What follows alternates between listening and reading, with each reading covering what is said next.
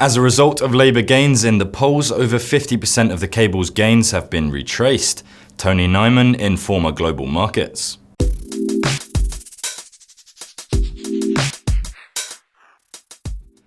How have markets reacted to the news this week that the US are set to pull out of the Paris Agreement?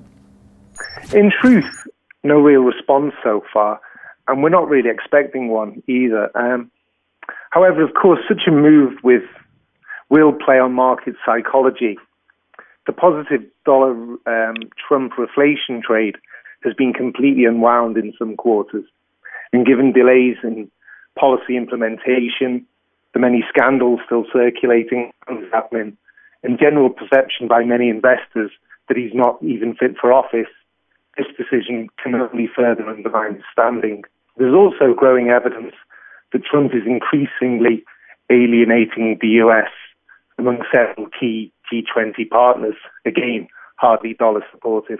With the polls in the UK election narrowing, is this affecting markets that have already priced in a Theresa May win? Well, sterling dollar spiked from approximately 125 to near 130.50, nearly 4% gains after PM May called the election on April the 18th, on the expectation that the Conservatives would win convincingly, giving her a larger majority and a bigger mandate to then negotiate a softer, more orderly Brexit. That was the plan. However, an unpopular manifesto and Corbyn's popularity in celebrity land has seen May's lead slip from near 20% to 3% according to latest polls. As a result, over 50% of cable's gains have now been retraced.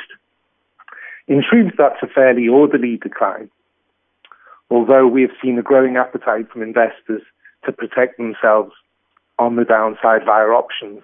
We still think the market is pricing in a May majority win, but we suspect that if the weekend press is damaging and polls turn further against her early next week, and speculation of a Labour, Lib Dem, SNP alliance intensifies, then we could see sub 125 sterling dollar and 90 plus in euro sterling being targeted in fairly quick time.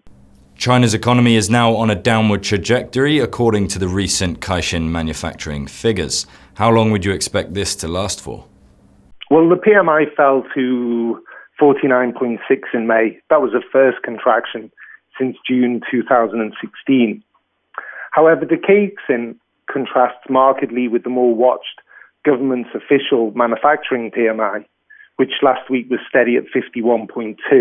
That report indicated China's factory recovery was spreading actually to the smaller and nimbler private sector, a good thing. We would add China's economy has clearly been in a downward trajectory for some time, and uncertainty will continue through 2017. There's a lot going on in China currently. The liquidity squeeze and regulatory crackdown, Q2's plunder in stocks, and the recent Moody's downgrade of government debt, which could well have sparked the PBOC into action by tinkering with its midpoint yuan fix and sending its currency much higher across the board. On top of that, obviously, we get the huge $900 billion Belt and Road Initiative and the 19th Communist Party Congress in autumn, and we suspect the Chinese administration will do all it can to bring stability in the interim. Thank you, Tony, for your expert views. I'm Jack Everett, and this was the Weekly Wrap. We'll be back on Monday for the week ahead. Goodbye.